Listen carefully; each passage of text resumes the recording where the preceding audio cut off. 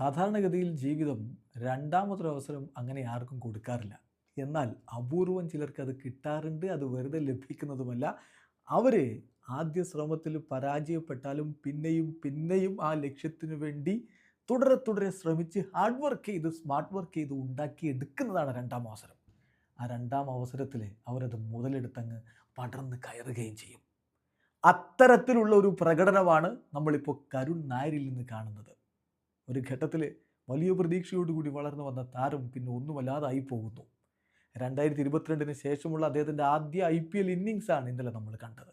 7 വർഷങ്ങൾക്ക് ശേഷമുള്ള അദ്ദേഹത്തിൻ്റെ ആദ്യ IPL അർദ്ധ സെഞ്ചുറിയും ഇന്നലെ കണ്ടു. MIക്കെതിരെ DC വേണ്ടി അദ്ദേഹം 40 പന്തിൽ നിന്ന് 12 ഫോറും 5 സിക്സറും അടക്കം 89 റൺസ്. എന്തൊരു ആധിപത്യമാണ് മുംബൈ ഇന്ത്യൻസ് ബൗളർമാർക്ക് മേൽ അദ്ദേഹം കാഴ്ചവെച്ചത്. വളരെ എളുപ്പത്തിൽ DC കളിയും കൊണ്ട് പോകുമെന്ന് അദ്ദേഹം തോന്നിച്ചതാണ്. പക്ഷേ അവസാന ഘട്ടത്തിലെ റണ്ണൗട്ടുകളും മറ്റുമൊക്കെ ആയിട്ട് 12 റൺസിന് ഒടുവിൽ മുംബൈ ഇന്ത്യൻസ് വിജയിച്ചു. സംഗതിയൊക്കെ ശരിയാണ്. പക്ഷേ കൈയടിച്ചേ പറ്റൂ കരുൺ നായർക്ക്. അദ്ദേഹത്തെ പറ്റി കളിക്ക് ശേഷം ഹാർദിക് പാണ്ഡ്യ പറഞ്ഞ ആ വാക്കുകളിലുമെല്ലാം ഉണ്ട്. അവൻ അങ്ങനെ കളിച്ചപ്പോൾ ഞങ്ങളുടെ മുന്നിൽ ഓപ്ഷൻസ് ഒന്നുമില്ലാതെയായ പോലെയാണ് തോന്നിയത്.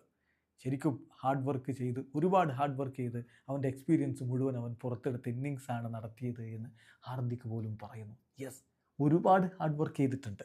നോക്കുക, രഞ്ജി ട്രോഫിയിൽ ഇപ്പോൾ 16 ഇന്നിങ്സുകൾ ഈ ഒരു പോയ സീസണിൽ 863 റൺസ്, 53.9 ആവറേജ്.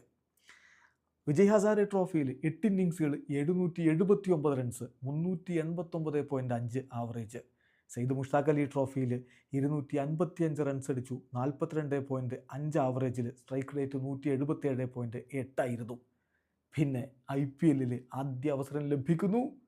ഇത്തവണ ആദ്യ അവസരം ലഭിക്കുന്നു. 40 പന്തിൽ നിന്ന് 89 റൺസ്. യെസ്, ഇത് തൻ്റെ സ്വപ്നം വിടാതെ അതിന് പിന്നാലെ കൂടി അതിനുവേണ്ടി ഹാർഡ് വർക്ക് ചെയ്തവൻ്റെ വിജയമാണ്.